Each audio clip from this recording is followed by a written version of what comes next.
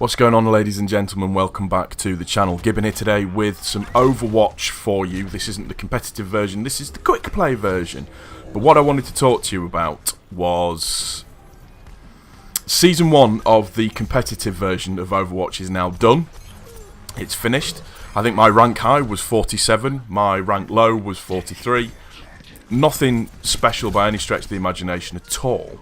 However, what I did want to talk about was just sort of my opinions on the competitive side of things and whether or not I thought it was a good thing, and kind of maybe if there are any changes, what I'd like to see change, that sort of stuff. Firstly, as you all know, I absolutely love Overwatch as a game itself. I think it's one of the games of this year, personally, just my opinion, in terms of a multiplayer side of things.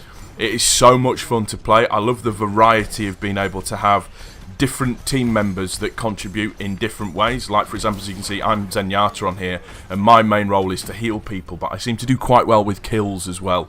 And obviously he's got the Transcendence ult, which is absolutely clutch when you're just trying to get that final push, if you're doing capture the payload, or if you try to defend a certain point or anything like that.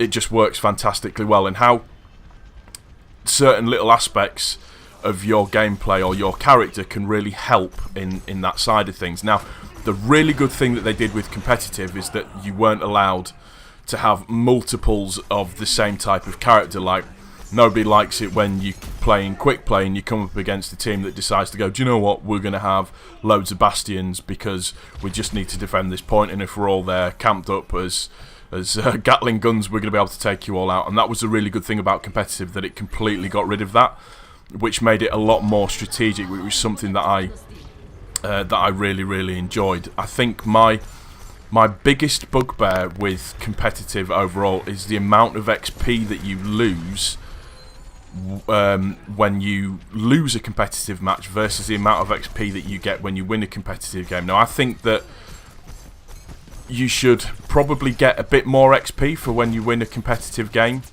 Losing, the amount you actually lose, I've not got an issue with the amount, it's just the actual differential between the two. You seem to lose way more when you lose a game compared to when you actually win a game. So that's a bit of a complaint that I've got. The other thing is just people that back out. I mean, I know it's a team game and you should try and get together as team members and kind of do it in that way to make it work a little bit better so you can communicate a lot more. But I played a lot of competitive solo and I didn't do too bad. And what I found is that you would get into some teams where people would communicate, but one of the problems that you've got is sometimes people just don't talk, full stop. Which is really annoying when you've got a game where communication is one of the most important factors, where you can let people know that, like this, there's a junk rat up on the roof that's firing shit at me and he's really getting on my nerves, or there's a bastion camped up left hand side sort of thing. There was none of that going on. Or like when I get my Transcendence ult, you'd shout out and go, right, I'm going to ult on the payload, everybody stack up behind me, and just people not doing it. And I think people still seem to think, or there are a few people that think that kills are the most important thing in this game, and that's what gives you the actual great side of things. Kind of like a bit of a COD mentality, if you like, where your KD is the be-all and the end-all, when it's not about that. It's about manoeuvring strategically as a team to be able to get yourself in position, having the right characters that allow you to do what you need to do. And there is a bit of a lack of that in competitive sometimes, and that's why you really do need to get involved with at least 2 or 3 players so you can at least communicate with each other to get it going. The other thing that I have noticed, I know it's competitive and I know you kind of take it sort of semi-seriously, but there are people that I've come up against it where people full-on bitch at their entire team about what they're doing and where they're going and how they're doing it, and etc., so on and so forth. Which, just take a chill pill and just try and relax a little bit. That's all I can suggest to people that feel that way, that get that stressed out about a game. The other thing that I guess, I'm trying to think what's the right way of saying this? When they do the matchmaking, I know there is the thing where you've got an underdog section where you can be a rank lower than your team because they combine all the team scores. And say, for argument's sake, the enemy team's 45 and you're 44, you're considered the underdog. I think the matchmaking could maybe potentially be done a little bit better. There's the algorithm within the game to try and make sure that you're not left as the underdog. But then again, we're saying that the only other side to that is that there are people that will come on and you might get put as an underdog, but they're actually really good players, which can actually really help and benefit the team. I think overall for me, the competitive side of things, I've actually really enjoyed it. Apart from the odd little bit in pieces, like people rage quitting out of a game or something like that, and just causing you to lose a game, which can be highly annoying.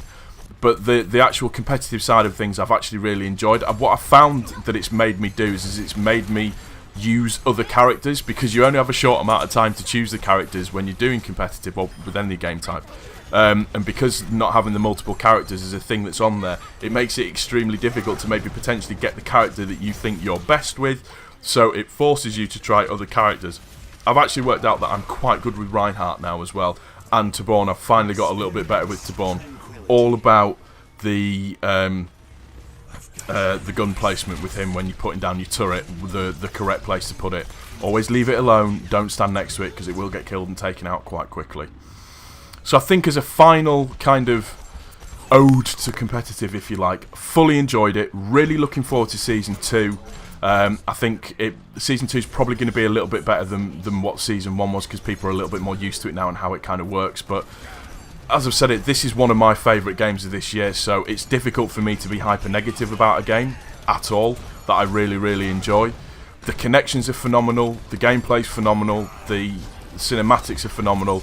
I just really enjoy it. That's all I've got to say, and I'm really, really, really, really, really looking forward to Season 2 and seeing what can happen. And new maps, we need new maps. Hope the new maps come out soon, because that should be quite good fun as well. Come on, we need to... Not only do I share my victories, but I will also share my defeats with you guys. I do hope you've enjoyed it. If you have, please don't forget to click the like button. If you are new to my channel, please also don't forget to subscribe. This has been OG Gibbon, and we will see you on the next one. Peace!